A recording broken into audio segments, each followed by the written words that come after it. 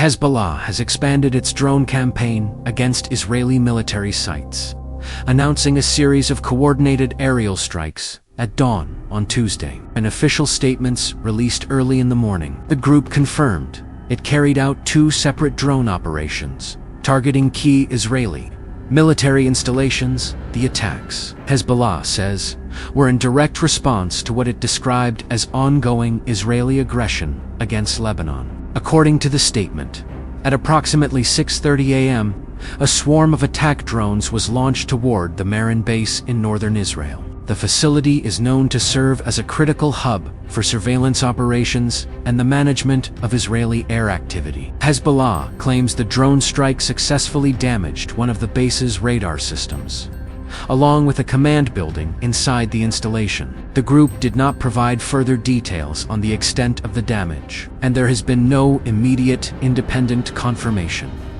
Shortly after that announcement, Hezbollah issued a second statement, confirming another drone operation, this time targeting the Naffakh base in the Golan Heights. The Naffakh base serves as the headquarters of the Israeli military's 210th Brigade, which is deployed along the northern front. Hezbollah said the base was struck as part of its expanding response campaign. These 2 operations follow an earlier strike carried out earlier in the day. In that operation, Hezbollah said it deployed a swarm of drones targeting radar sites and control rooms at the Ramat David Air Base in northern Israel. The group stated that radar facilities and command infrastructure were the focus of that earlier attack, emphasizing that the operation was aimed at military capabilities.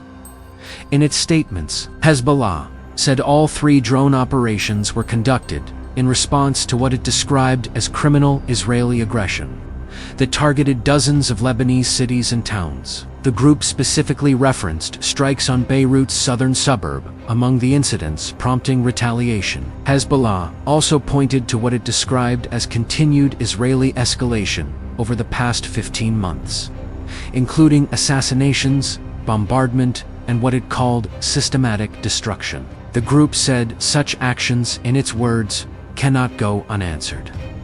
At the same time, Hezbollah stressed that its strikes were directed exclusively at military targets. The group drew a distinction between its operations and Israeli attacks, accusing Israel of striking civilian areas. Hezbollah's drone campaign is escalating, with multiple bases hit in rapid succession at dawn, signaling a sharp widening of hostilities. Tensions remain at a boiling point as cross-border attacks continue, with both sides trading fierce accusations over strikes on military and civilian targets, raising fears of further escalation.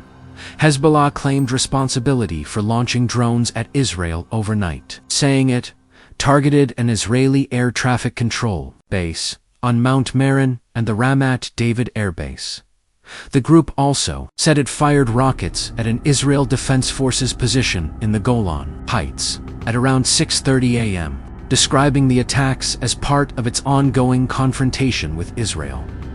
The Israel Defense Forces (IDF) confirmed that air defenses intercepted 2 drones launched from Lebanon. According to the military, there were no reports of impacts inside Israeli territory and no injuries were recorded. In a separate incident, a short while later, 5 rockets were fired from Lebanon toward northern Israel, triggering sirens in the Galilee Panhandle. The IDF said it intercepted some rockets, while allowing others to land in open areas, according to protocol, indicating they did not threaten populated locations or critical infrastructure. Israeli authorities said emergency services were placed on alert, but there were no immediate reports of casualties or significant damage from the overnight exchanges. Beirut woke to fire before dawn. Israeli warplanes roared low over Lebanon's capital, unleashing airstrikes on the southern suburbs after Hezbollah launched rockets and drones toward a military base near Haifa. The escalation comes amid surging regional tensions following the reported killing of Iran's supreme leader, Ali Khamenei. Plumes of thick smoke rose over residential districts in Dahi as explosions shattered windows and jolted families awake. According to the Israel Defense Forces, the strikes began after Hezbollah fired a barrage targeting the Mishmar HaKarmel missile defense site south of Haifa. The IDF said it intercepted at least one projectile, while others landed in open areas. No Israeli casualties were reported. Hezbollah opened fire last night. He knew exactly what he was doing. We had warned him he will pay a very heavy price for this.